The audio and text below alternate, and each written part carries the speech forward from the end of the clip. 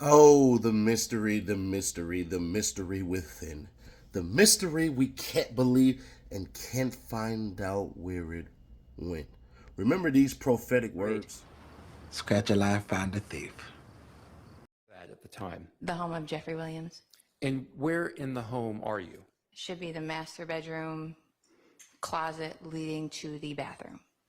And in the video that you watched, which I'm not publishing, again, because it has your image on it. Correct. What are you doing at that point in the video? We're inventorying the jewelry and items that are in the home. Okay. And is this image that is taken that's part of your inventorying procedure in the home? Is that correct? It's a documentation procedure, yes. Okay. And do you recognize what you're holding in your hand in this still image? I do. And what are you holding in your hand? A watch of some sort. Okay. Do you know if do you recognize that as a Richard Mille watch? I guess, yes. And that's a pink watch, correct? It's pink and either pink and light pink or pink and white, yes. It's a pink band, correct? Correct. And it has a white ceramic, I'll call it the body of the watch. White, or, yeah, I guess it's white if you say so, yes. Okay. After you took this image and you did this inventorying process, where did the watch go after this? If you watch the video in its entirety, we're inventorying everything in the closet. There's a bunch of small boxes everywhere. So if you watch the video in its entirety, you take it and the watch is photographed like this, box is closed, it's taken and put up on the shelf in the upper left-hand corner, and the inventorying continues. And then jewelry starts getting packed up and getting ready for the evidence team to come and take it down to property. Okay. Since November the 4th of this year, have you spoken to the state about this particular watch, the pink watch with the white band that I've been calling the Richard Mille or Richard Mille watch? To the state, no, but I've seen the, like, Twitter coverage of it going missing or whatever you want to. Maybe. Well, no, I mean, there's a camera in here. They know that it's being live streamed. You just are not supposed to be watching it. Oh. And you asked that in the evidence, so Well, just keep moving. I wasn't watching the trial, but my name. Don't worry about it. Okay. Just keep moving. Okay. Unless you need to approach about something else. No, that's fine. Okay. Okay. So tell me, and I'd like to know about this. Tell me in the whatever coverage you saw, what did you learn about this watch that came up in this trial? Sustained, well, yeah, sustained. Okay. So after this watch was inventoried and you left it for, I'm sorry, who did you say takes the watch after the inventorying process? Okay. So if you watch the video in its entirety. Which I can't show here, but Right. go ahead. But if you watched it, like I watched it, the watch gets boxed back up and placed up on the shelf, and it gets left there by the team as as an accident. It was left there. The home was then turned over to Mr. Williams Sr. and Mr. Garfield Lamond to take possession of the home. And is it the normal process when you're taking jewelry from the home or high-valued goods that you leave behind a $500,000 watch on a shelf? First, I don't know the value of it. Second of all, like I said, there were numerous jewelry boxes. It was, if you watch the video, everybody in there had on body cameras. I was made sure I was on camera at all times. There was cameras throughout the home. So you would be able to see if one of us removed a watch, the box remained in the closet. And like I said, the home was turned over to Mr. Williams Sr. and Mr. Garfield Lamond, who were the two people on scene that took custody of the home for Mr. Williams. Okay, can we go back to my question? Sure. Sure. Is it the normal procedure to leave high-valued items behind when you're doing a search and then a seizure pursuant to a warrant? Objection, Your Honor, relevant answer. It wasn't answered, Your Honor. Overruled. I don't know if there's necessarily a procedure on what you take or what you don't. Like I said, it got left behind. There were other things, like other items of evidence that I had asked to be taken, such as photographs and artwork that had relevance to this case that were left behind by the evidence team. It was quite a big operation. There was a hostile crowd gathering at the bottom of the driveway, so we were trying to speed it up to get out of there. Now, can we 100% say that she didn't take that watch and stuff like that? No, we can't. The mystery still continues. And the biggest part about this mystery in general is the lying that's been going on. Because Fonnie Willis decided to say, put this in the shredder, put this in the shredder. Control, Alt, Delete. And she went around and got rid of Nathan Wade's payments that were paid from a certain fund. Check this out. Basically, what I'm showing you here is that Nathan Wade, all the payments are shown, but funny, when that pressure got applied, they all got deleted. The dun dun dun dun. You feel me? So yeah, they deleted that. But hey, more mystery. Watch this uncovering right here. Good morning, everybody. It is Friday, November 22nd, and I have more tea for you with more receipts. And specifically today, I just want to give you some information about the missing, very expensive Richard Mille watch that we've seen Doug Weinstein ask questions about. And based also on the fact that yesterday's video talking about the weird timing between when they filed this complaint to seize Young Thug's property and the mysterious payments to Nathan Wade out of the seized property fund. Because people had so much interest in that, I've gone ahead and put the whole civil complaint on my blog so you can read the whole thing. Yesterday, I'd only put the cover page on because I didn't realize how interested people would be. So the entire complaint where they talk about why they want to seize all this property and what they seized in the search warrant, it's 113 pages long, but don't let that intimidate you. Half of that is because one of the addendums is the indictment, which is very, very lengthy. So I'm going to highlight for you right now all the things that are interesting about this complaint. So first, if you fast forward to page 9 in the complaint, and here it is, at the top is paragraph 36. And in that paragraph, it says, hey, everything that all the jewelry that we confiscated is in the addendum, and an addendum is incorporated into the complaint. So this list of jewelry is part of the complaint, and it is all the things that we seized in the search warrant and we want to permanently forfeit over to the government. And now we go from there to page 21. Page 21 is the verification. When there's a complaint, someone has to say, listen, I have knowledge of all of this. I've reviewed all the facts. Everything in these documents is true, and they sign off on it. It is sworn testimony and it's notarized. So in this verification, it is signed, as you can see, by an investigator, Viverito. She is the one that says everything in this complaint is true to the best of her knowledge. Okay. So now we fast forward to page 22, which is the first page of the addendum where they've itemized out all the jewelry. And there it is, number 4, the Richard Mille watch with the pink band.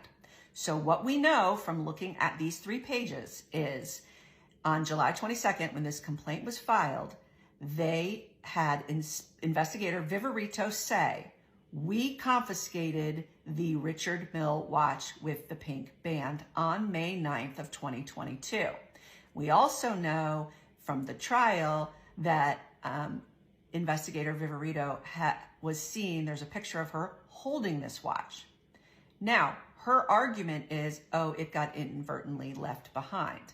But in July of 22, when they filed this complaint, she says we have it. That's what her signature means. So, at least on paper, the DA's office had this watch confiscated. Where is the watch now? The only thing I can tell you with absolute certainty is that I don't have it. Other than that, your guess is as good as mine. And that leads me to everybody asking and theorizing about whether they used this money to directly pay Nathan Wade. Well, I will tell you, we know this civil forfeiture complaint hasn't been resolved. All right, they are fighting it. It has been stayed while they go through this criminal complaint. So technically, and if done appropriately, Fulton County is holding this property, but they haven't sold it, they haven't converted it, they haven't done anything else with it. It is frozen. It's supposed to be frozen. But yet again, I have no explanation for why this gets filed and then 8 days later, inexplicably, Nathan Wade is paid not once, not twice, but 3 times out of the property seizure fund. And I agree with everyone that's been saying, you know, well, once is a mistake, but 3 times in a row, that's really hard to swallow. 100% agree with you. And that clerical error, as they described it, as far as we know, still hasn't been fixed.